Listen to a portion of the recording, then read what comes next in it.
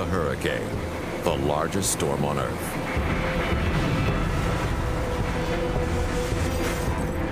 An irresistible force, a wind of overwhelming destructive power.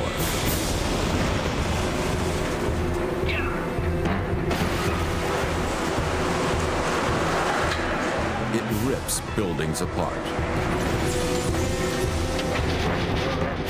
Its heavy rain floods the land.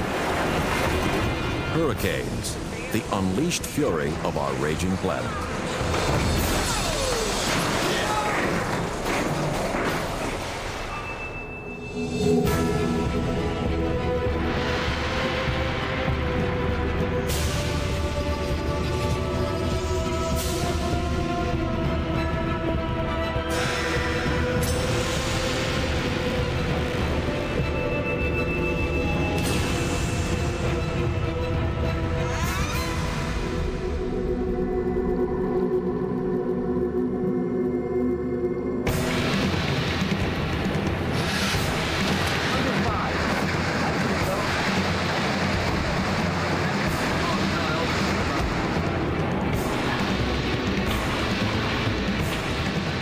Each day, a hurricane can unleash as much energy as 8,000 one-megaton hydrogen bombs.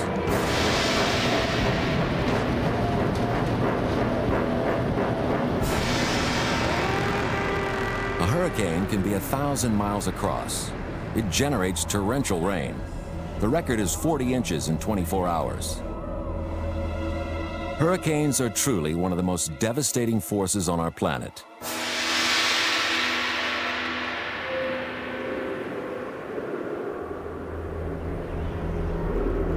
North Carolina, the 6th of September 1996, the morning after Hurricane Fran.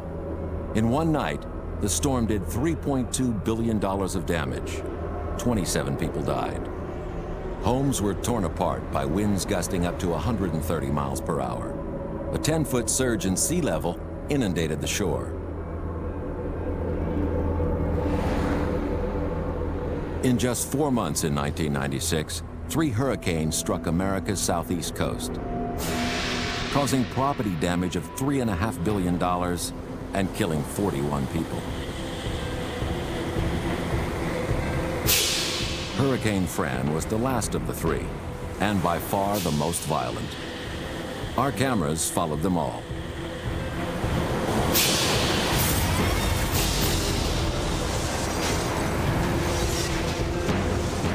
Although hurricanes were not given names until 1953, they've always ravaged the coast of America. In the days before sophisticated forecasting, the damage and loss of life from hurricanes was appalling. The hurricane that hit Galveston in Texas on the afternoon of Saturday, the 8th of September, 1900, was the worst weather disaster that has ever struck America.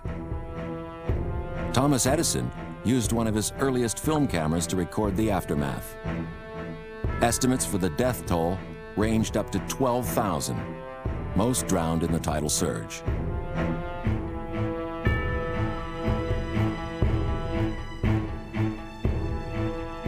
If the great storm that struck Rhode Island in 1938 would strike again today, the death toll would be much larger.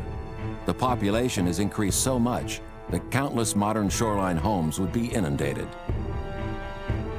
Downtown Providence was under 14 feet of water.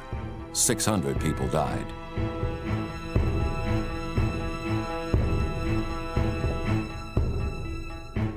These first pictures showing the devastation of Hurricane Flora on the island of Haiti were made from a helicopter as it was buffeted by the tail end of the storm. It's a panorama of ruin and desolation. Between September 26th and October 13th of 1963, Hurricane Flora smashed through the Caribbean. It ripped across Haiti, killing 4,000 people and devastating crops and homes across a huge area. A day later, the same storm reached Cuba. It stayed for 4 days, crossing the island and then crossing back again. Another 4,000 people died. Since the days of Columbus. Hurricane Camille struck Mississippi and Louisiana with winds of 200 miles per hour, perhaps even higher. It was probably the fastest hurricane wind ever recorded. 30 inches of rain fell in just 6 hours. The tidal surge was 27 feet. 26 people held a hurricane party in a supposedly storm-proof concrete building. All but one of them was killed. The only survivor floated out of a third-story window on a mattress before the building collapsed.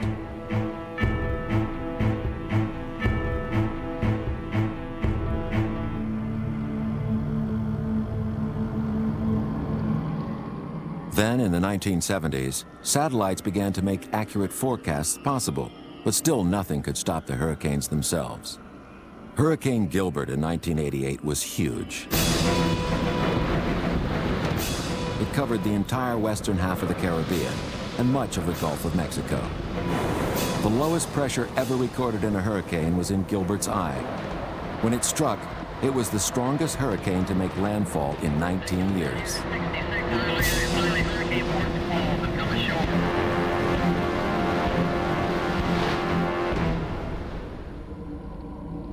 Hurricane Andrew in August 1992 was more costly than any previous hurricane.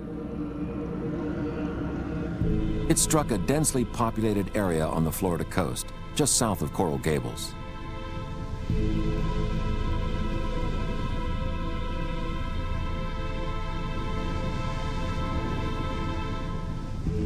Andrew laid waste to everything in its path, and then barreled across the Gulf to strike near New Orleans 2 days later. Year after year, hurricanes strike with relentless power, bringing tragedy and devastation to our planet. It's a powerful incentive for science to understand them and to predict better their paths to help people escape their fury.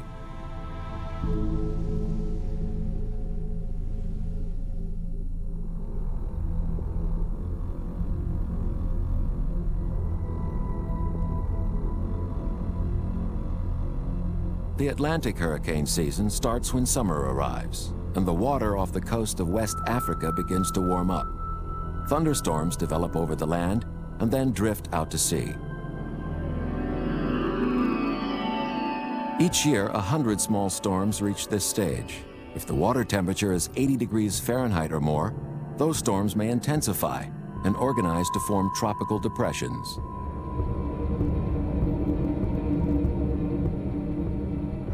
Within 2 weeks, this small low-pressure area can become the most powerful weather system in the world.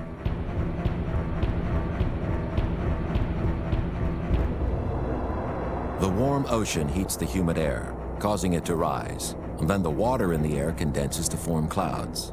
The air beneath is driven up even faster, sucking in more air from below. The new air spirals in, it also rises, sucks in more air, and the system gets stronger and stronger. This is the engine that drives the hurricane. As trade winds push the entire system west across the Atlantic, the spiral tightens, and the storm becomes even more powerful. A column of clear air develops. This is the eye of the storm. Here, updrafts surrounding the eye are balanced by air going back down inside the eye. Somewhere out in the Atlantic, when the winds exceed 74 miles per hour, the storm becomes a hurricane.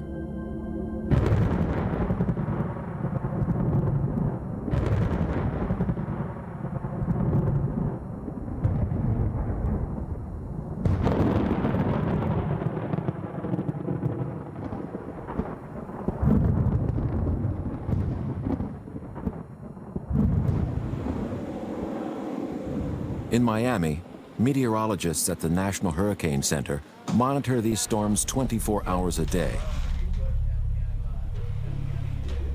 They aim to predict which depressions will develop into full-fledged hurricanes and which of those will threaten America.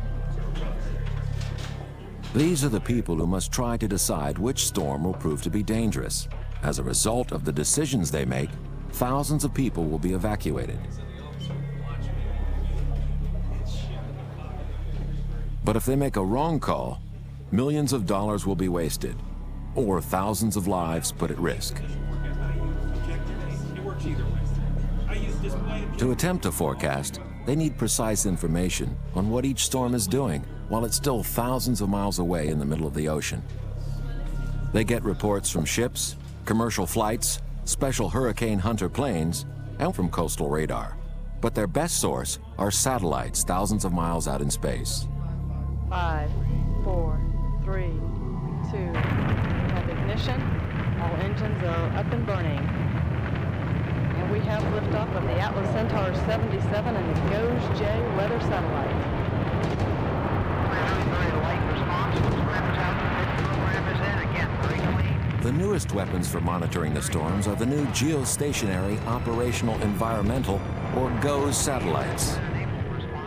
These satellites sit in stationary orbit 22,500 miles above the equator. Their cameras can scan the visible half of the globe, generating images in both normal and infrared light every 30 minutes. They use the images to look for distinctive swirls of clouds spiraling away from the equator.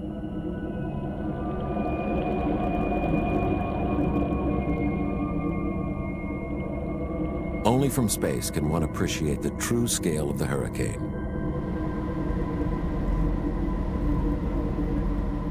A hurricane can be up to 1,000 miles across, so huge that its top presses against the ceiling of the lower atmosphere, some 60,000 feet high. Its awesome beauty and apparent calm belie an inescapable truth. Hurricanes are killers on a titanic scale. Every year in America, they will kill scores of people and cause billions of dollars worth of damage. But the greatest killer is not wind, it's water. The low pressure of even a Category 2 hurricane is powerful enough to suck up the ocean into a 3-foot dome. As the winds drive the surge towards the land, the dome can build to 8 feet or more. And in places where the shoreline is shallow, the storm surge can reach nearly 30 feet high. Billions of tons of water wash over the land with incredible destructive power. This is Hurricane Opal, as she came ashore at Pensacola, Florida on October the 4th, 1995. Opal caused huge floods. Opal surprised the forecasters when she suddenly strengthened in the last few hours before coming ashore. At one point, it was so strong it had gusts up to 150 miles per hour. But even worse, the surge and waves combined to produce a 15-foot rise in sea level.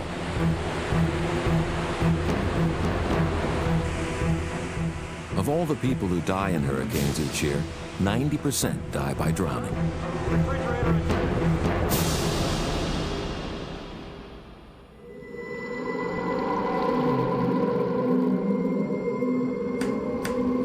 It's difficult and dangerous to study the effects of a real hurricane. But a laboratory wind tunnel can safely recreate the conditions that exist in the heart of the storm. Throw the switch, and you create an artificial hurricane. Hurricanes are graded in 5 categories. Category 1 goes up to 95 miles per hour. The damage is mostly to trees and foliage. A little more than that, and the asphalt roof shingles begin to lift. Take the wind speed over 100 miles per hour, and some of the shingles begin to tear. Up to this point, the heavier ceramic shingles suffer no damage. But as the wind speed edges up towards 110 miles per hour, even these tear away.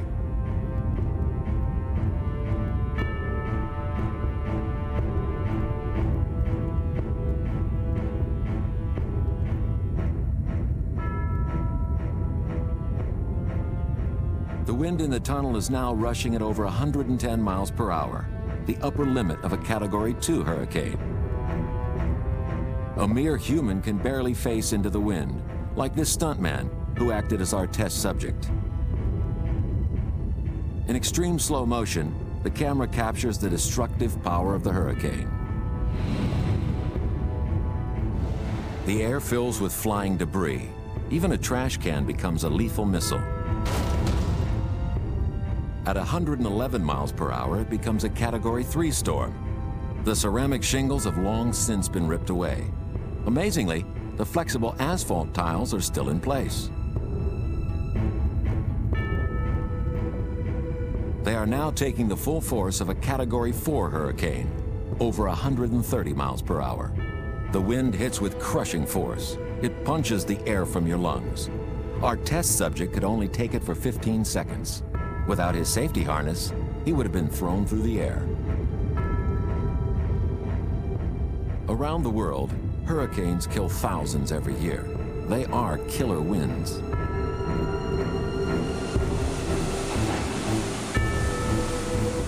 Only around the Atlantic and parts of the Pacific are they actually called hurricanes. In different countries, they go under different names. In the Western Pacific, hurricanes are known as typhoons. Typhoons are often more powerful than Atlantic hurricanes because they have a greater area of warm sea to travel over to build up their power to full strength.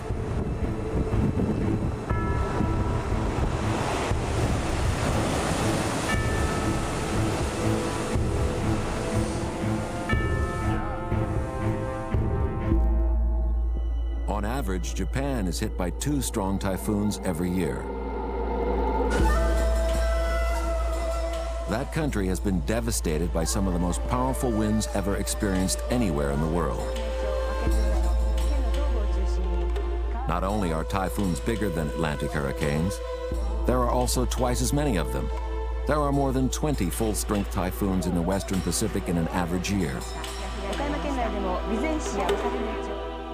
In Australia, the same storms are called cyclones. In the southern hemisphere, the winds in the storm rotate in the opposite direction, clockwise around the eye. Australia's worst ever cyclone struck Darwin on Christmas Day in 1974. It killed 48 people. The damage to Darwin was terrible.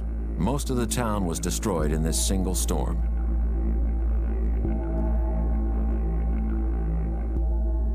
Cyclones also strike the coasts of India and Bangladesh.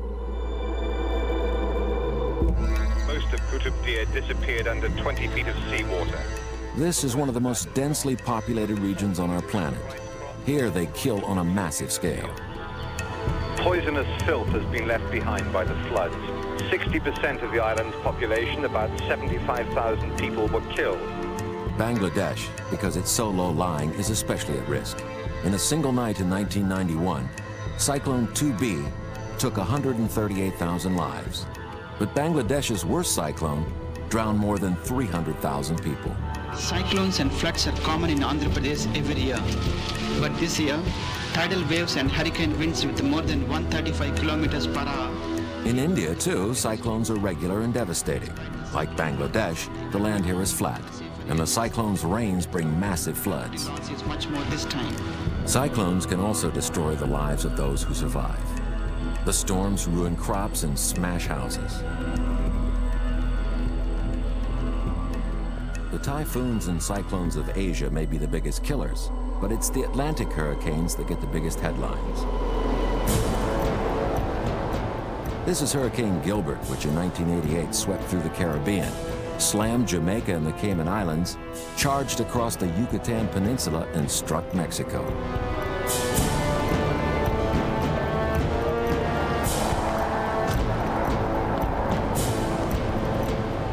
Cyclones, typhoons, hurricanes, the name may vary, but their destructive power is the same the world over.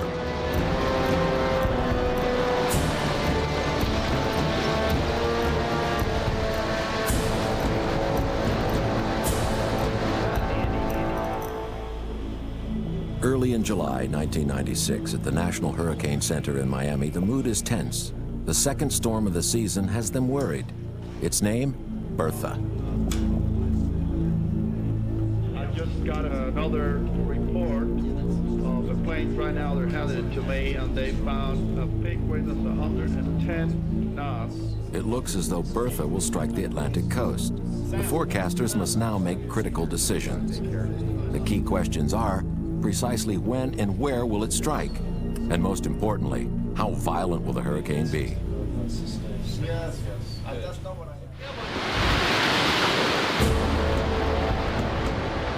As Hurricane Bertha approached America, it brushed Puerto Rico, gaining strength as it passed.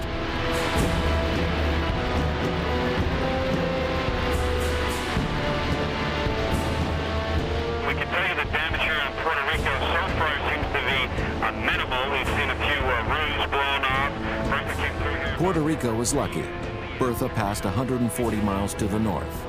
Its strongest winds got up to 115 miles per hour, a damaging Category 3 hurricane, but fortunately out to sea. Taking it seriously here until the cleanup effort is over. As it traveled, Bertha began to lose its shape. It curved north as most hurricanes do, and it began to look as though South Carolina was in its path. But satellite data alone cannot give the forecasters sufficient information for the accurate predictions they need to make. The only way to get precise details is to be there. But I want to let you take it on radar until about we get through the strongest winds, and then we'll kind of talk. This is the job of the U.S. Air Force 53rd Weather Reconnaissance Flight, the Hurricane Hunters. Come back in from the southwest, Bob. So we'll do the northwest as the last leg They out. can fly right through the center of a hurricane to gather data. Their information helps the forecasters make their predictions more accurate and increase the safety of threatened communities. Position you'll be going to is this red little hurricane symbol right here. Looks like it's about 150 miles directly off from Cape Canaveral, due east of Cape Canaveral. And if you've been watching on the Weather Channel or anywhere else, you've noticed the storm that covers an area about like this size. The storm now is kind of paralleling the Florida coast, and that's what we expect it to continue doing right now. Takeoff is approximately 3:30 local this morning, and you'll be flying on C-130, tail number 967. The Hurricane Hunters had already been watching Bertha closely for several days, flying 3 planes in 12-hour shifts. A crew would now stay with her constantly until the hurricane made landfall or dissipated and the danger faded away.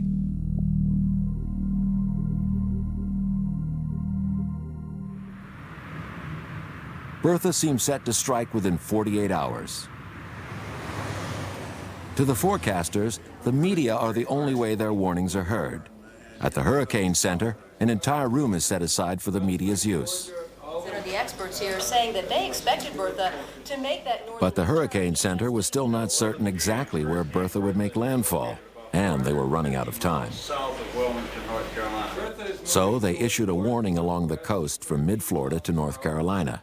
If they hadn't, there wouldn't have been enough time to evacuate.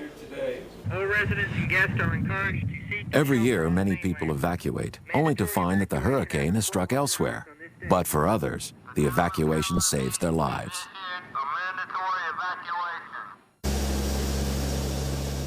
July the 11th, 4:30 a.m. Bertha was about 30 hours from landfall. The Hurricane Hunters headed into the storm for their first fly-through.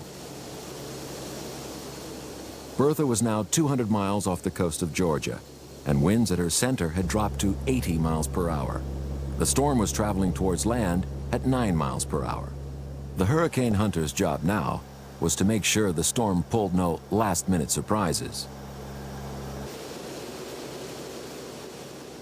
In South Carolina, the evacuation was well underway, with 24 hours to go. The forecasters were almost certain that Bertha's heaviest strike would be along the stretch of coast centered on Myrtle Beach. The evacuation zone spread 120 miles along the coast. It costs $200,000 to prepare and evacuate each mile. The cost of an inaccurate prediction can be huge. Mandatory evacuations have been issued for all of our area beaches. These are pictures from Riceville Beach, where residents have been evacuating all day. The Hurricane Hunters prepare for another flight through the heart of the storm. Their planes are 30 years old. This plane has probably flown through hurricanes more than 300 times.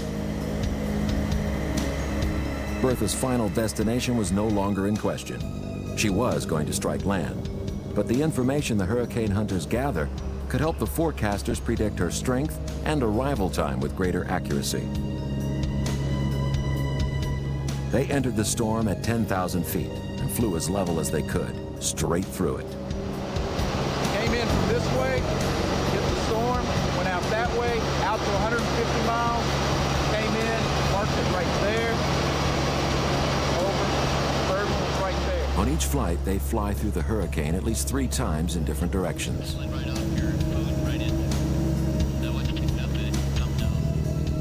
10,000 feet below, the waves were becoming enormous.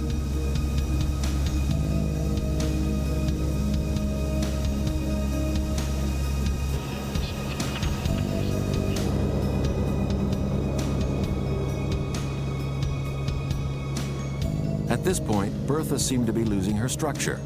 Her eye had lost its shape. As they banked around for their third pass, the swirl at the heart of the storm was visible 50 miles to their left.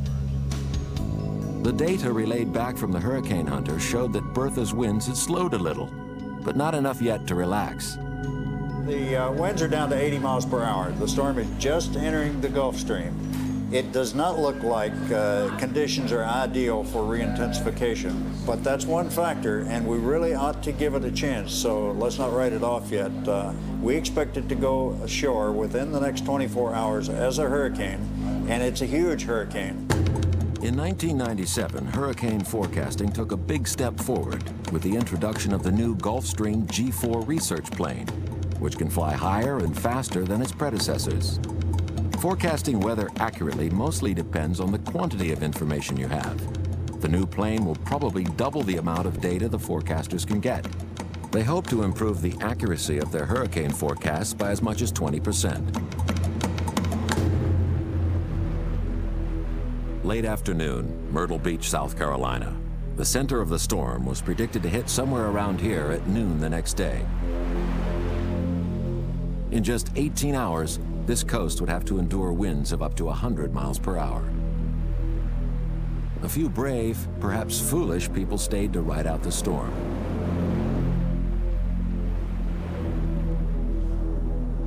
Sometime during the night, the first bands of rain would arrive. In addition to the wind and the storm surge, there would be 8 to 12 inches of rain over the next 24 hours.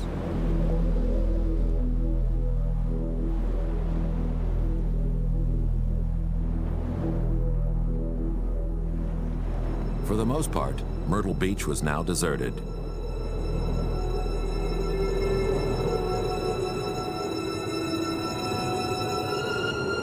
Reports from an Air Force plane and Doppler radar from Wilmington indicate a maximum sustained wind of 105 miles per hour, some fluctuation in intensity. Expected before landfall, winds have already begun to increase along the coast, and the warning area will continue.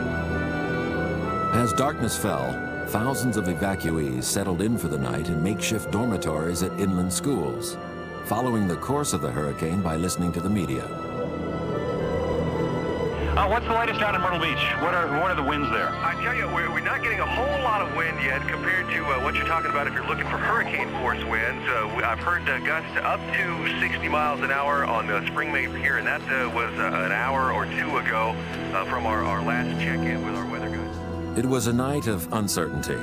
By the next evening, they might not have a home to return to. Yeah, we are anticipating it to be a real long day. The next day, during the night, she had turned slightly right. Instead of Myrtle Beach, Bertha was now aiming at Wilmington, North Carolina, 75 miles further north. And suddenly, her winds had increased to over 100 miles per hour. Out of all the incidents that come in. Wilmington Emergency Control Room. Oh, that is good. Another 300 cots on standby. This was the control center that would manage any disaster Bertha would bring.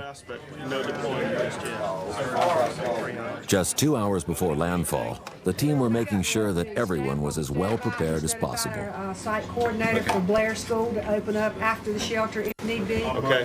We've got an alarm that we can't turn off at Trask. It's the fire alarm. We need to get somebody to deactivate the fire alarm. Can we get them on the phone just to do a reset? They were deciding where to house more evacuees. Go ahead. And the other question is whether or not we need to open up, looking for staff to open up. They must be prepared to deal with collapsed buildings, power outages, blocked roads, and any deaths that Bertha would surely cause. CF-10's clear back the fireground. And once the winds have died down so we could expand. Yeah.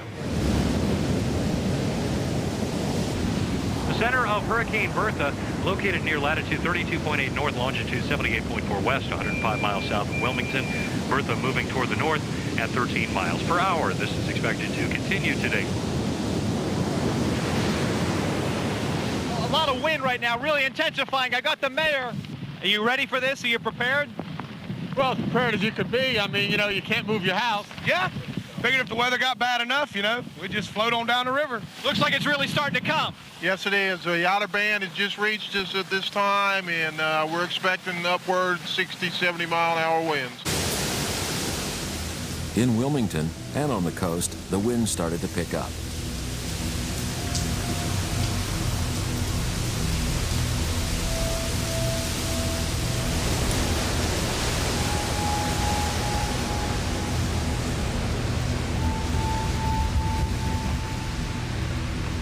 And it's moving just north of east toward the coast. We should have landfall here within the next couple of hours. Winds remain about 105 miles per hour, and its forward speed is about 13 miles per hour.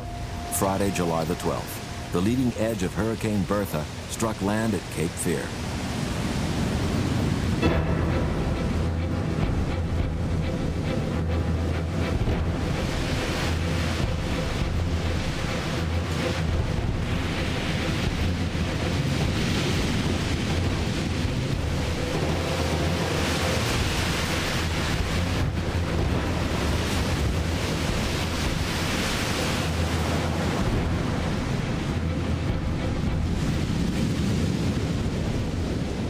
Bertha hit further north than the original forecast, a little later and a lot stronger. Fortunately, this stretch of coast had been evacuated. The time for preparation was now over. For the next 5 hours, Hurricane Bertha would do her worst.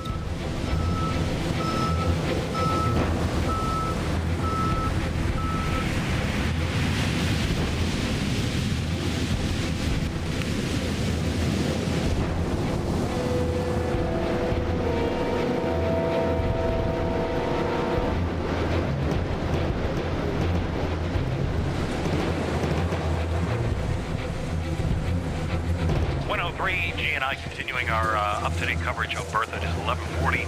Bertha has strengthened to 105 mile an hour winds. All preparations to protect life and property should have already been completed. We're blowing here. Stand. In the Wilmington emergency room, all they could do was wait. Anyone who got badly injured, or who happened to be in the wrong place, was helpless in the teeth of the storm. Once the winds were up to 70 miles per hour, the emergency services did not respond. All they could do was work out the priorities for when the hurricane had passed. In a minute. Anything else? You need anything down there besides the roof for next door?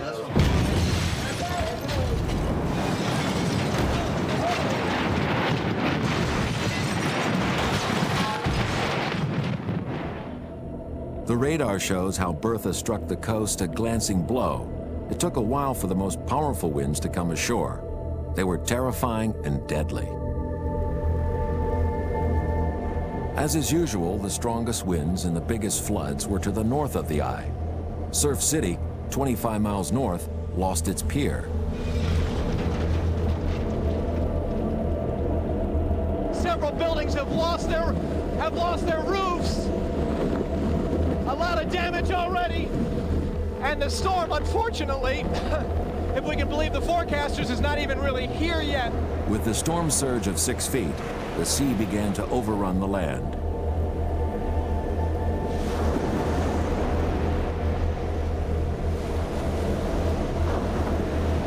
This is what it feels like to be right in the center of it if you go around this corner. And it's nasty, and I'm going to get the heck out of it. Well, I've been through blizzards. I've never been through a hurricane. Say it again, I'm sorry. I've been through blizzards, but I've never been in a hurricane. Well, now you can say you have been. Definitely. Bertha pounded the North Carolina coast with winds of more than 100 miles an hour. Then, suddenly, a measure of peace returned.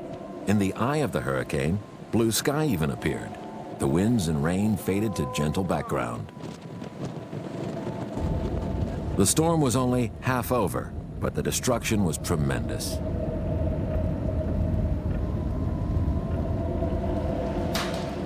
The eye gave those who chose to sit the storm out a chance to check the damage. Janet Turner had an extra roof in her yard. Well, we were just mainly listening to the wind and, wondering how bad it was going to get, and the power had gone off. When this actually started coming off the other building, we thought it was our roof. It was kind of scary. Hundreds of damage reports started to flow into the emergency center. We will be assessing damage as soon as the storm clears, and we'll be back to restore power at that time. We will not do anything until the storm passes. In every hurricane, this pause gives a false feeling that it's all over. But it's still too early to start the real rescue work.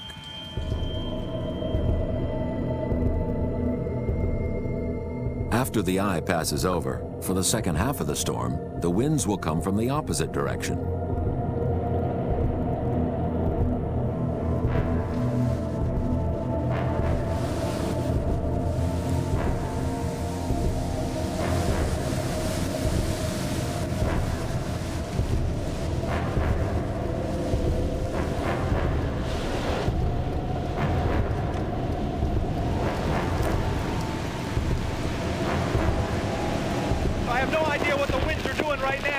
But just very, very serious conditions. This may be our last live report because I don't think we're going to be able to get through this.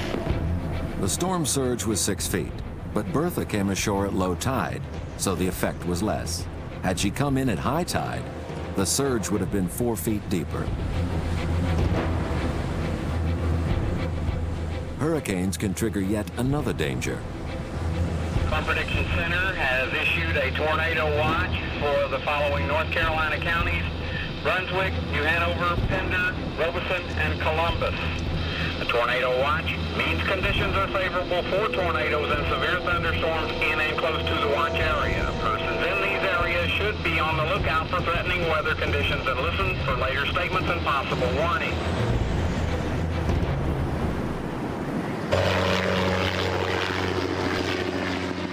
By the next morning, Bertha was gone, her place taken by a clear blue sky. Carolina Beach is normally only a few feet above the ocean, and the flood still had not drained away.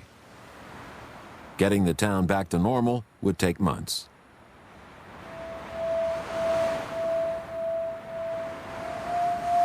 I was feared for my life.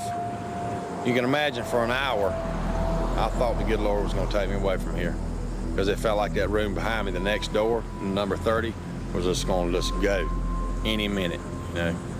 It was shaking. I could really hear the walls cracking. The next time I even hear of a hurricane coming this way, I'm leaving. I'm not staying. We just moved here 3 weeks ago. Just got the place straightened out. And well, you see it. Hi there.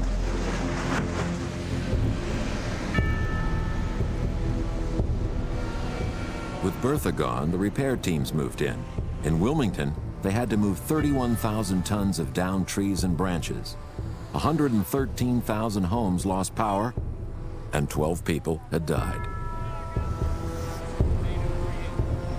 But even with the hurricane gone, the coast was still off limits. Okay, not right now you can't. The beach is still closed. It would be another 2 days before these people could return home to discover if Bertha had left their homes, possessions, and lives in ruins.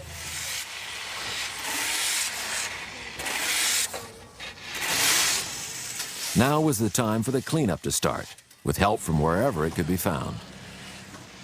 In just 24 hours, Bertha decimated 50 miles of the North Carolina coast.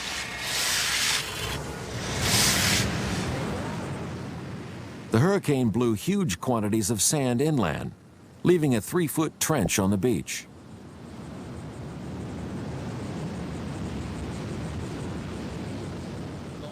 It had literally sandblasted the seaward faces of nearby buildings.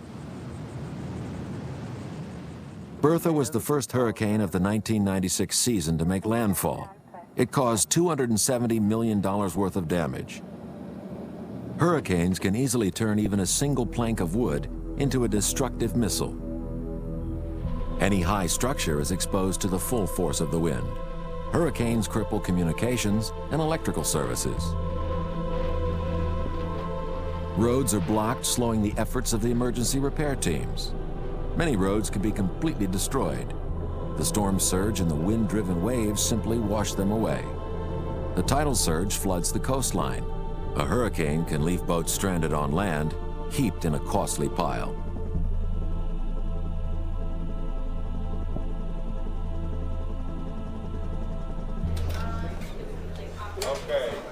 Back in Miami at the Hurricane Center, the forecasters are tired but pleased. Their prediction of Bertha's path had been accurate enough to evacuate the right parts of the coast. But they were still on duty. On average, there are 6 Atlantic hurricanes per year. Somewhere out there, another killer hurricane could be brewing.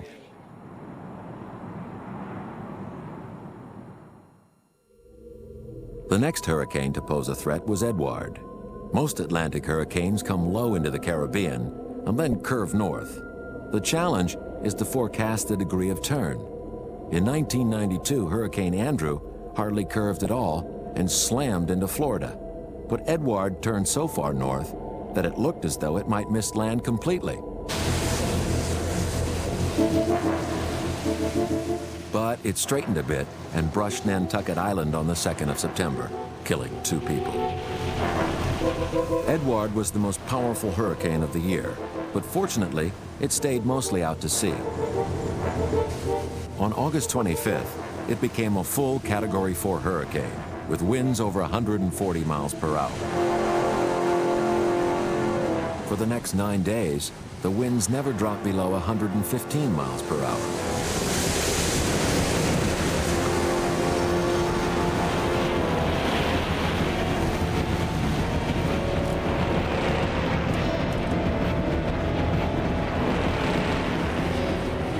In the overall scale of hurricanes, neither Bertha nor Edouard were seriously damaging. With the 1996 hurricane season now half over, so far, America had been lucky. But then, right after Edouard, came Fran. As Fran's path curved north, the storm grew and the winds increased.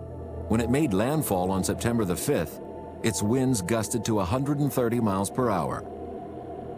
And as luck would have it, Fran smashed into the same stretch of North Carolina's coast that Bertha struck just 8 weeks before.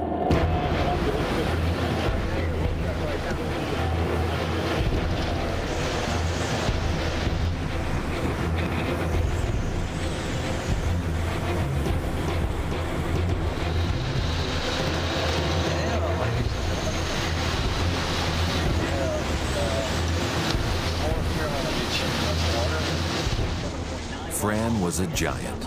She slammed ashore at 8:45 p.m. on September the 5th, the Thursday after Labor Day. This is exactly the same resort town, Carolina Beach, that Hurricane Bertha had swept through. The flash flood warnings in effect for the whole Cape Fear region. Watches elsewhere, hurricane warnings again in the coast, coastal areas, high wind warnings inland. Also, we do want to keep reminding you that there is a tornado watch in effect for the next several hours at least for the entire area.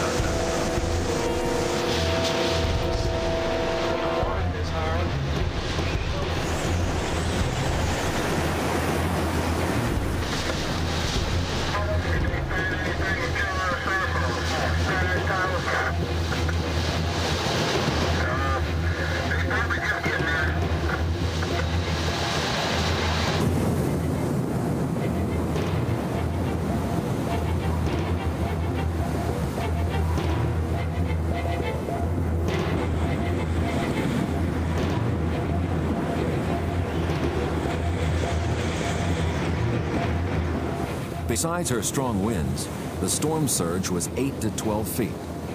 And that's what did the most damage. Some safety tips for when the eye is in the area. That's going to be the strongest part of the storm, of course. Stay on high ground and inside a sturdy structure. If you haven't made it to an evacuation emergency shelter, you need to do that.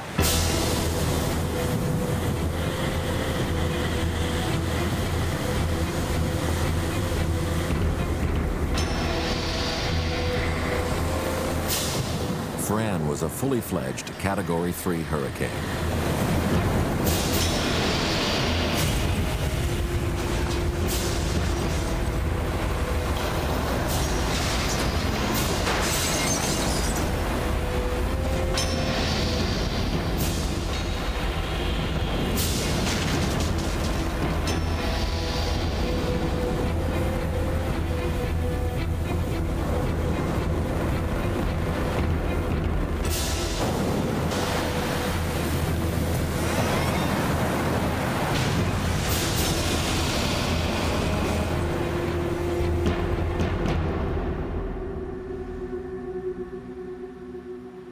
Fran killed 27 people. She destroyed almost 2,000 homes. The total cost of damage was $3.2 billion.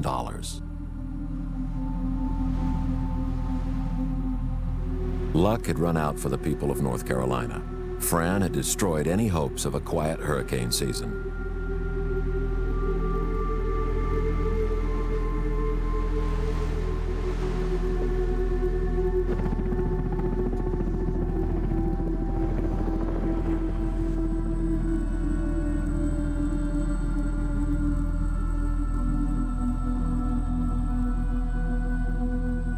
The next morning, Fran was the big news story. Let me take you down to some of the destruction, and you can see there is some of the flooding that remains here in Carolina Beach. This is all associated with the storm surge. You know that there were dramatic winds with the hurricane, and here's evidence of that. This is a roof of a building that has been ripped off. It appears to be a hotel, and you can take a look right down into the room there, and you can see pieces of the roof and other pieces of lumber that have come down right on the bed. There are also a lot of boats that have been brought inland. We're just off the coast here, and this flooding goes in about a quarter mile. You can see many of the homes here have lost their shingles.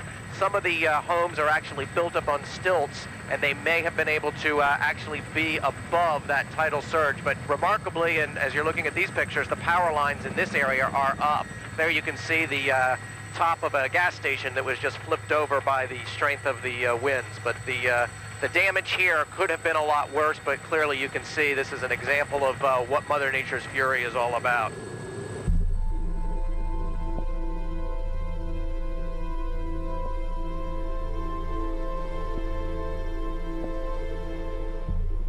Without the warm sea beneath them, hurricanes have no heat to drive them on, and they collapse. But they're so powerful and vast that they take days to fade away, even over land. Fran kept going north and inland towards Washington, D.C., and only then began to die. 24 hours after she made landfall, Fran passed over Washington and dumped the wet remains of the storm all over the area. In just a few hours, 4 inches of rain fell on the Capitol and up to 14 inches in outlying areas.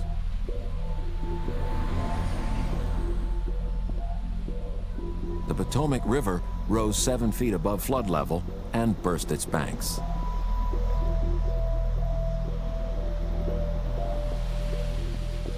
Streets only a few blocks from the White House were blocked with sandbags.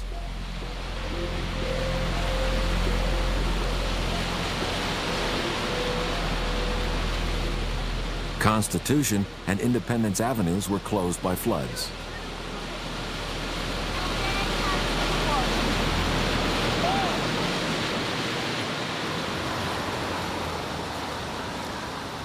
Fran caused some of the most damaging floods the Washington area has ever seen.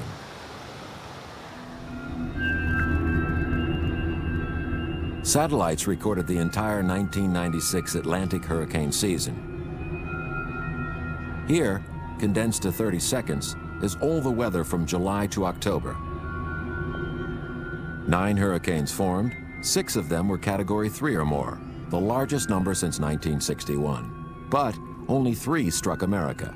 They took 41 lives. Most years are far worse. Scientists have recorded the tracks of Atlantic hurricanes for over 100 years. It's a powerful visual reminder of the difficulty of forecasting these terrifying weather systems. Most hurricanes come west across the Atlantic and curve north as they approach America.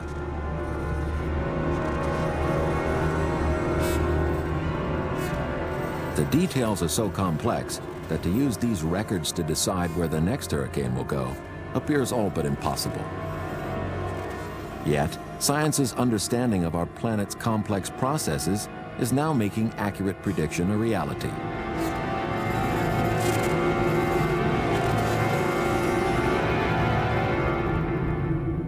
Hurricane forecasts get roughly 1% or 1 mile a year more accurate. Each year, fewer people get evacuated unnecessarily, and warning times get longer. But more and more people move to the coast every year, so when they do evacuate, it takes longer. The forecasts are earlier and better, but the overall situation actually gets worse. Someday, the heart of a big hurricane will pass over a major city: New Orleans, Miami, or Atlantic City.